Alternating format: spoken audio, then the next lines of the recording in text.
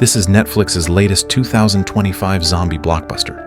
Although the main characters aren't particularly strong in combat, they are clever and decisive, acting with precision and efficiency throughout the entire film. It feels like this is the most realistic reaction to a zombie apocalypse. Let's not waste any more time. The story begins. To celebrate the annual coming-of-age ceremony, the village chief held a huge banquet in his yard. During his patrol break, Officer Rahman secretly slipped into the kitchen, took out a diamond ring, and planned to propose to his girlfriend, Ningsi. But before he could say a word, the chief's phone call came in. They had just seized a batch of illegal fireworks and ordered Rahman to come over immediately. Rahman had no choice but to put the ring back in his pocket, apologize to Ningsi, and hurriedly leave the party. Yet just as he walked away, a car suddenly plowed into the crowd and only stopped after crashing into a pickup truck by the roadside. The village chief rushed over, furious, to help the injured villagers and question the driver. When they opened the car door, they found the driver trembling uncontrollably. Before they could figure out what was happening, the driver violently shoved the chief into the field. Seeing the chief being bitten to death right in front of them, the villagers were frozen in terror. What on earth was going on? Let's rewind the time to 5 hours earlier. A bankrupt pharmaceutical company had finally developed a new drug after 3 months of research. Before sending it for approval, the R&D director prepared 2 samples,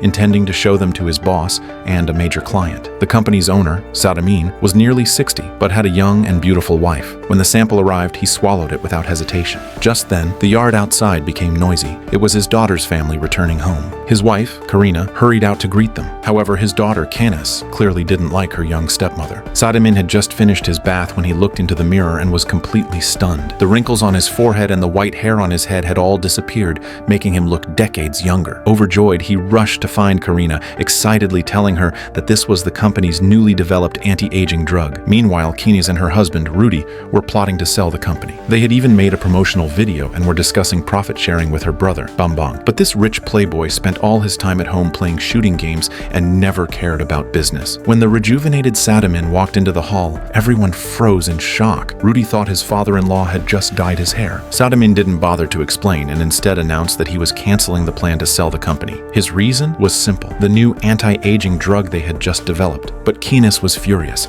She had already planned to divorce her husband after getting the money and start a new life with her son. She had long grown tired of everything around her. A husband who cheated all the time, a best friend who had married her father. The two women loathed each other, and chaos instantly erupted. As the argument escalated, Sadamin grew angrier, veins bulging on his neck. He shouted at everyone to stop, scolding each of them one by one. Perhaps because of the outburst, the veins on his face became more visible, and his mouth started to bleed uncontrollably. Within moments, he collapsed unconscious on the floor. Rudy quickly rushed forward and found that his father-in-law's heartbeat had stopped. Everyone panicked and called for an ambulance. But the next second, Sadamin suddenly sat up. His eyes turned pale and a guttural growl came from his throat. When the butler approached, he lunged instinctively. The driver, Eris, ran over to help, but was tackled by the mutated Sadamin. Although he wasn't bitten, his face was splattered with Sadamin's blood. Bambang tried to pull his father away but slipped and fell. Seeing that he was about to be bitten, he grabbed his replica crossbow and pulled the trigger without hesitation. The arrow pierced Sadamin's head, and he fell to the floor, motionless. Everyone stood frozen, trembling in shock. Rudy, still rational, ordered Eris to rush to the police station for help. The entire mansion was now in chaos. Bambang sat in the car, blaming himself for killing his father. Meanwhile, the butler's neck wound was still bleeding non-stop. They were discussing how to get him to the hospital when, to their horror, the butler stood up on his own. Just like Sadamin, he lunged at the nearest living person without hesitation. A maid rushed in to intervene but became his next victim. Realizing how serious things had become, Rudy grabbed his son and ran outside. Kenes, still in the car, tried to comfort her brother, but then she noticed something strange in the yard. A maid was savagely biting the gardener. Kenes was about to step forward to take a closer look, but suddenly, a terrifying face appeared before her. Thankfully, Bambang started the car just in time, running over the infected maid. Kenes barely had time to react. She ran back to the hall in panic, only to find that her son and husband were gone, with bloodstains everywhere. She tried calling them, but no one answered. Suddenly, a zombified maid emerged from the bedroom. Kenes and Bambang ran for their lives. When they reached the car, they realized the maid they had just run over was gone. Just as they looked around in confusion, they saw her dragging her half-destroyed body toward them at terrifying speed. Bambang kicked her away with full force. The entire place had turned into a nightmare, and they knew they had to get out fast. Eris was on his way to the police station to report the incident, but as the blood on his face began to seep into his skin, the virus inside him started to take effect. At that moment, he happened to drive past the village village chief's house, and the car suddenly lost control and crashed into it. When the chief opened the car door, Eris had already turned into a zombie. After viciously biting the chief, he lunged at the crowd with terrifying speed. The banquet instantly descended into chaos. Meanwhile, Rudy and the others were still trying to escape from the zombie butler. They hid under the pickup truck, playing a deadly game of hide and seek. Just as they were about to outsmart the zombie butler, Rudy's phone suddenly rang, and the butler pounced on them without hesitation. They fought back desperately, barely managing to protect little Rahman. As both sides struggled, heavy rain began to pour from the sky. For some unknown reason, the zombie butler suddenly froze in place, completely motionless, and everyone breathed a sigh of relief. Taking advantage of the moment, they quickly fled the scene. Rudy hurriedly picked up his phone to call his wife. When Kenes heard that their son was still alive, she finally let out a long breath of relief. But since they were in the middle of nowhere, it was impossible to share their location, so they agreed to meet at the village chief's house. When Rudy's group arrived first, they were horrified to find that everyone at the banquet had already turned into zombies. They immediately decided to change direction. Mbok, who was walking at the end of the group, didn't notice the zombie behind her and was attacked and bitten. The commotion attracted even more zombies. Now it was impossible to escape, so they rushed into the village chief's house to hide. Fortunately, the zombies were still outside feeding, and the inside of the house seemed relatively safe. Rudy carefully locked the door. A moment later, he received a call from his wife. It turned out that she and Bambang had also arrived near the village chief's home, but the courtyard was swarming with zombies. Anxious to reunite with her son, Kenes told Rudy to follow the sound of the car horn and meet them there. But these zombies were extremely sensitive to sound, and the moment they heard the horn, they swarmed like sharks smelling blood. Bambang had no choice but to start the car and speed toward the village, with a massive horde of zombies chasing close behind. Along the road, the villagers who hadn't yet fled met a tragic fate. But for those hiding in the chief's house, the pressure finally eased a little. They hurried out into the yard and found the car that Eris had driven. Unfortunately, the front was completely wrecked. It couldn't be used anymore. Rudy wanted to call his wife for help, but before he could, a zombie jumped out of the field. They ran as fast as they could toward the edge of the village. On the way, they came across a small wooden house. Karina quickly took her grandson inside to hide. Rudy stayed behind to cover them. Karina and Rahman stared anxiously at the door. Moments later, Rudy stumbled inside, his clothes soaked in blood. He had managed to kill the zombie, but his arm had been bitten. Sensing that his time was running out, Rudy knelt down and told his son that if he was gone, he must protect his mother. After saying those words, Rudy stood up again. When he turned around, he had already fully transformed. Karina, determined to protect her grandson, used all her strength to fight back. In a final move, she slammed the door shut, forcing the zombified Rudy into an iron pole. They barely survived the attack, but Kenes was now facing a new crisis. She was desperate to reach her son, while Bambang drove as fast as he could toward the village chief's house, not noticing the truck ahead. Unable to swerve in time, their car flipped over on the roadside. The truck driver, startled and terrified, rushed out to check on them. Luckily, Kenes and Bambang were not seriously hurt, but the delay proved deadly as the zombie horde soon caught up. The poor villagers in the truck had originally been on their way to the chief's banquet, but they ended up becoming food for the zombies instead. The truck driver froze in shock, and within seconds the zombies brought him down. Kenes was so terrified her face turned pale. Fortunately, the police station was just ahead. Inside, a few officers were discussing how to handle the confiscated fireworks. Suddenly, Bambang and Kenes burst through the door, gasping for air. They quickly locked the entrance and told the officers that a massive number of zombies were outside. The police chief ordered his team to investigate, leaving Officer Rahman behind to look after Kenes and Bambang. But when the officers rode their motorcycles to the crash site, they encountered zombies far more vicious than they had imagined. Several officers were killed instantly. Only the chief managed to fire a few shots. Meanwhile, in a villager's house nearby, Karina and Rahman suddenly heard footsteps outside. Thankfully, it wasn't a zombie. It was Ningsi, who had escaped from the banquet. As it turned out, this was her home. Ningsi immediately called her boyfriend Rahman, but before she could explain, Rahman hung up the call. The police chief had managed to escape the zombie horde and was rushing toward them. They hurried to let him in. After holding off another wave of zombies, they finally realized that the chief had been bitten. Kenes suspected that he would soon turn. Rahman still tried calling for an ambulance.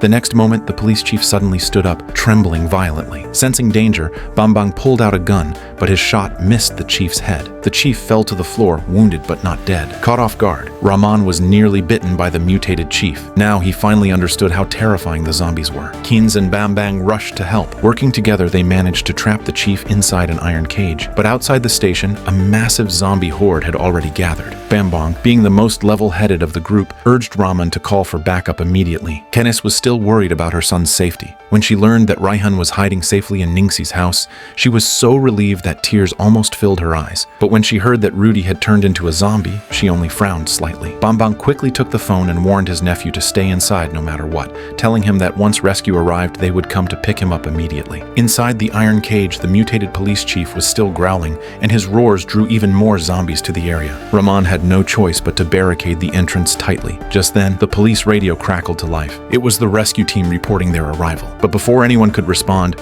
screams echoed through the radio, and then the communication was suddenly cut off. No one could have imagined that the rescue team would be wiped out before even entering the village. Now, Rahman and the Bambang siblings had no one to rely on but themselves. They climbed up the stairs to the attic and looked out to see the entire area already surrounded by a sea of zombies. Kenes had to break the bad news to Karina. At this point, she no longer cared about their past grudges and only hoped that Karina could protect Rahman. Meanwhile, Bambang and the others were still trying to come up with a way to escape. They soon realized that the zombies were extremely sensitive to sound. Rahman suddenly remembered the large batch of fireworks that had been confiscated earlier, so he cautiously lit one and launched it into the air. As expected, the zombies were instantly drawn toward the noise. Not far away, a few motorcycles were parked. They could use them to ride to Ningsi's house. They rushed into the armory to gear up. Bambang, who had always loved shooting games, was already familiar with how to handle the weapons. He gave Kenes a quick lesson on how to use them. Then they grabbed the fireworks and quietly moved toward the main hall. Rahman opened the door slightly and fired another firework into the night. The bright flashes and deafening noise successfully lured the zombies away. Taking their chance, they dashed out of the police station,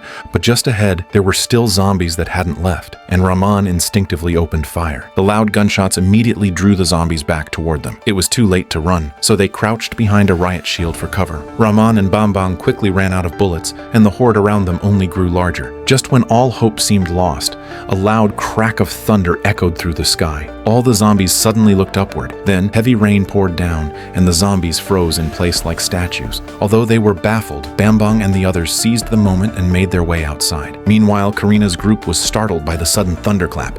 It turned out that the mutated Rudy had broken free from the iron bars. The loud impact drew nearby zombies toward them, but the heavy rain seemed to freeze time itself. Karina realized this was the perfect chance to escape. However, just as they started the motorcycle, Rudy smashed through the door. In terror, Ningsi slammed the accelerator and sped away, escaping just before Rudy caught up. At the same time, Kenes, Rahman, and Bambang were still running through the zombie horde, but the rain suddenly stopped, and Rahman and Bambang were instantly surrounded by zombies from behind. Relying on their bulletproof vests for protection, they urged Kenes to quickly find a vehicle. Once they saw Kenes had made it out, they reluctantly retreated back to the station. Kenes ran as fast as she could and leaped into a nearby truck before the zombies could reach her, but she quickly realized something. She didn't actually know how to drive. No matter how many times she tried, the truck wouldn't start. Just then, Karina and the others arrived, riding their electric motorcycle. From a distance, Kenes spotted them and quickly honked the horn to alert them. However, the zombies still charged toward Karina and her group. In that critical moment, Kenes lit a firework and launched it into the sky, finally drawing the zombies away. After an exhausting day of chaos, Kenes finally reunited with her son. But before the two could even exchange a few words,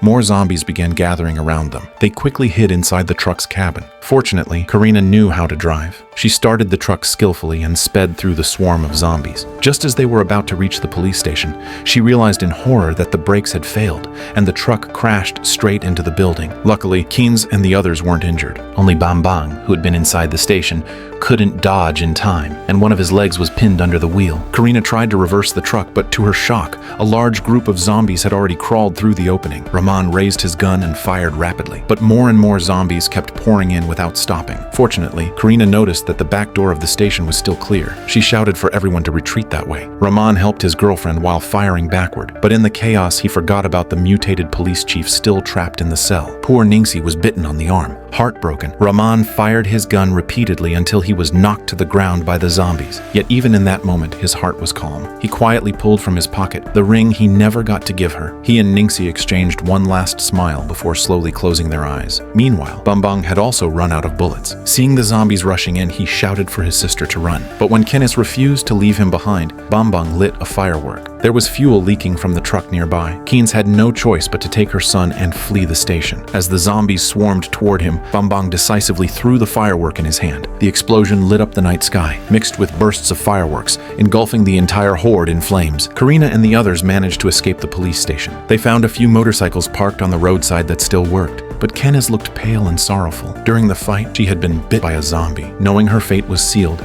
she tearfully said goodbye to her son. Just then, another wave of zombies came charging out of the flames. She shouted for them to run and lit a firework in her hand. Once again, she used the noise to lure the zombies away. But this time, she used herself as the bait. By sunrise, Karina and her grandson finally escaped the village, but what they didn't know was that the mutated butler was also making his way out of the village. Meanwhile, in the bustling city, the corporate client planning to acquire the pharmaceutical company was still wondering why they couldn't reach Sadamin. On the bedside table sat an empty bottle of the Eternal Life drug sample. It seemed the story of the zombie virus was far from over, and that was the complete story of Abadi Nan Jaya. This zombie film is definitely one of the best of the year, and I highly recommend watching the original movie. Well, that's all for today. See you in the next episode.